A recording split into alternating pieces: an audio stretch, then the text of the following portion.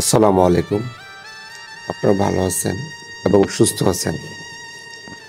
কংক্রিটের এই শহরে আমরা প্রত্যেকেই কেউ ছুটছে টাকার পিছনে, কেউ বা নারীর পিছনে, কেউ বা ক্ষমতার পিছনে, কেউ পরিবারের মুখে একটু হাসি ফোটানোর জন্য ছুটছে।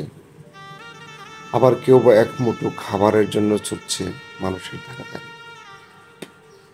কংক্রিটের এই শহরে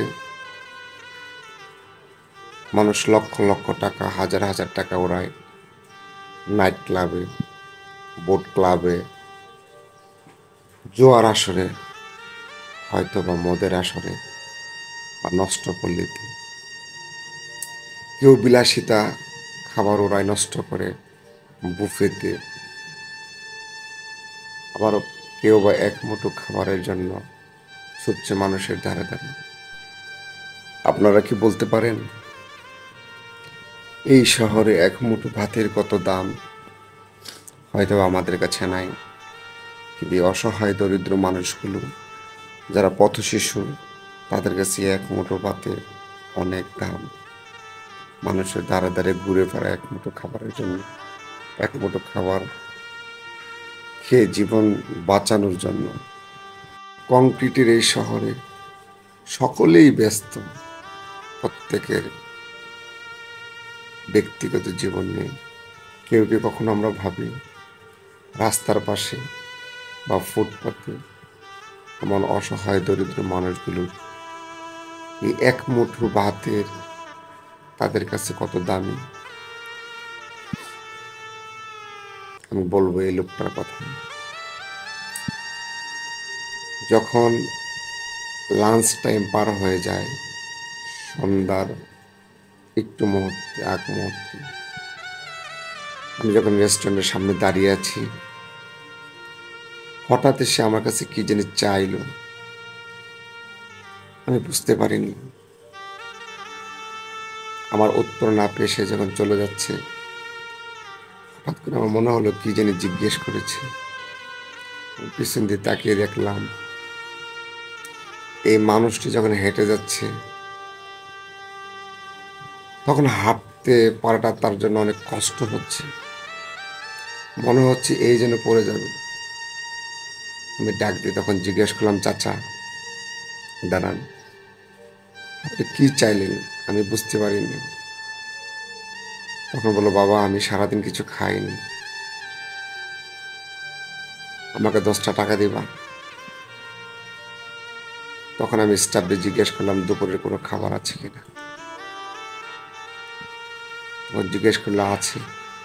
তখন ভিতরে এনে তাকে যখন আমি খাবারটা দিলাম, বিশ্বাস করেন একটা ক্ষুধার্ত ভাগ বা একটা ক্ষুধার্ত মানুষ কতটা ক্ষুধার্ত হলে একটা সেকেন্ড কথা বলা বা তার হাতটা ধোয়ার জন্য যে আমি পানি নিয়ে আসছি, এই সময়টা তার নেই।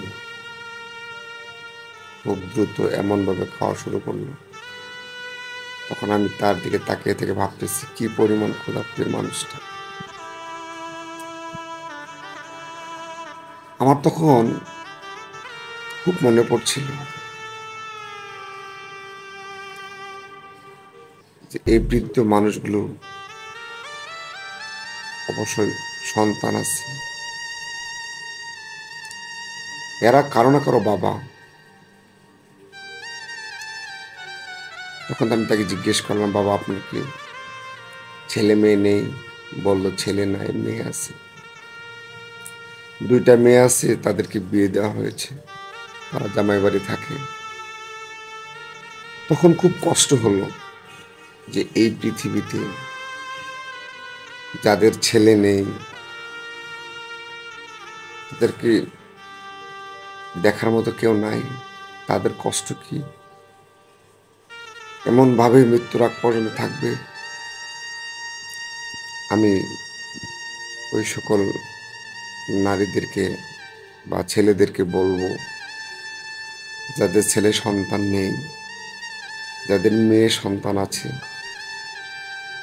তারা তো তাদেরকে অনেক কষ্টে মানুষ করে অন্যের হাতে তুলে দিয়ে তারা ভাবে যে আমার দায়িত্ব শেষ হয়ে গেছে। কিন্তু ওই সকল মেয়েরা কি কখনো আপনারা ভাবেন যে বাবা মা আপনাকে মানুষ করলো, পড়ালেখা শেখাইলো,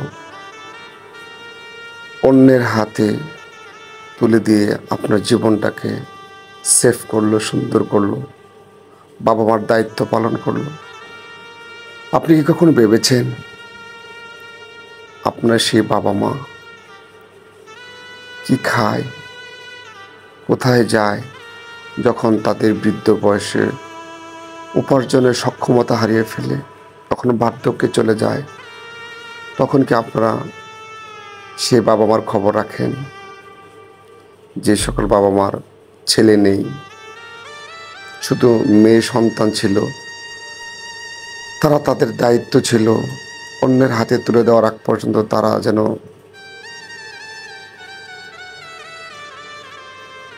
দায়িত্ব মনে করে। কখনো কোনো ছেলে, কখনো কোনো হাজবেন্ড কি ভেবেছেন যে স্ত্রী কিনে আপনি ভালো আছেন, আপনার সুন্দরী সংসার, আপনার ছেলে মেয়ে, আপনার সকলের যে দায়িত্ব নিয়ে কাঁধে নিল, যে মানুষটা এই পৃথিবীতে নিয়ে আসলো, আপনার হাতে তুলে দিল, তার কথা কি কখনো আপনি ভাবেন? ভাবেন না। আপনাদের ভাবা উচিত। ওই সকল বাবা মার প্রতি আপনারা খেয়াল রাখবেন। আপনাদের প্রতি অনুরোধ রইল। সত্যি কি জানেন, যাদের ছেলে সন্তান নেই, যাদের মেয়ে সন্তান আছে, যখন তারা অন্যের হাতে তুলে দেওয়ার পর, যখন সেই সন্তানরা সে বাবা মার খবর না রাখে, তাদের যে কষ্ট, তাদের যে যন্ত্রণা, তাদের যে হাহাকার, এটা আপনি তাদের ওই সকল লোকদের কাছে না মিশলে আপনি কখনো অনুভব করতে পারবেন না। আল্লাহ ভালো রাখুক প্রত্যেকটি বাবা মাকে। সত্যি কথা কি জানেন, আমার একসময় অনেক স্বপ্ন ছিল। আমার বাবাকে বলতাম যে বাবা, আমি একসময় অনেক টাকা ইনকাম করব, অনেক টাকা। কিন্তু অনেক টাকা ইনকাম এখন ঠিকই করি, কিন্তু সেই সুখ, সে টাকার সুখ আমার বাবা দেখতে পারেনি। মা কিছুটা পেরেছিল, কিন্তু কখনো বাবার মুখে সুখ দিতে পারেনি, ইনকামের টাকা তুলে দিতে পারেনি, মনের ইচ্ছা মতো খাওয়াইতে পড়াইতে পারিনি। সেই সৌভাগ্য আমার হয়নি। এই কষ্ট, এই যন্ত্রণা প্রতিটা মুহূর্তে অনুভব করি।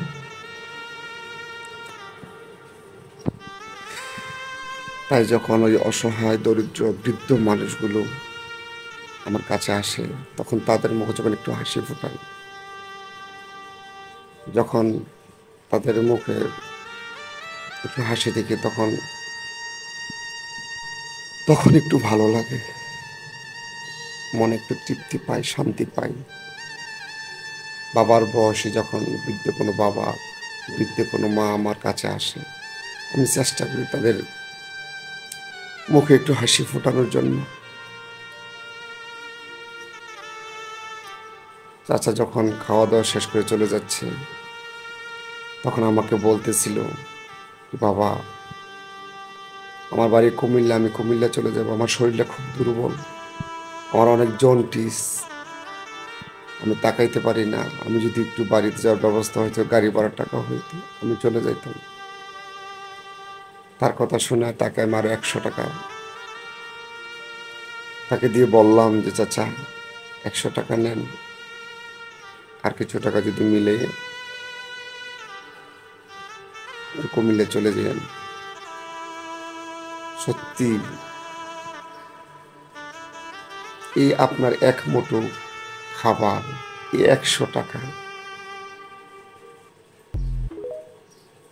দিয়ে তার মনের ভিতর থেকে যে আত্মতৃপ্তি, তাদের মন থেকে যে দোয়া যে পেয়েছি, তাদের মুখে যে হাসিটা পেয়েছি, দেখেছি, আমার কাছে লক্ষ কোটি টাকার চেয়েও দামি। আমি আপনাদেরকেও বলবো, আপনারা ছোট ছোট ভালো কাজগুলো করবেন, দেখবেন আপনার ভিতরে যে একটা শান্তি, একটা আত্মতৃপ্তি, এই শান্তি, এই আত্মতৃপ্তি কোথাও পাবেন না। ভালো থাকুক পৃথিবীর সকলের বাবা মা।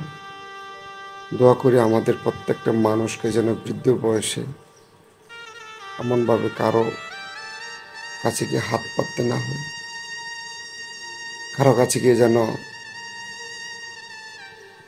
ভিক্ষা করতে না হয়।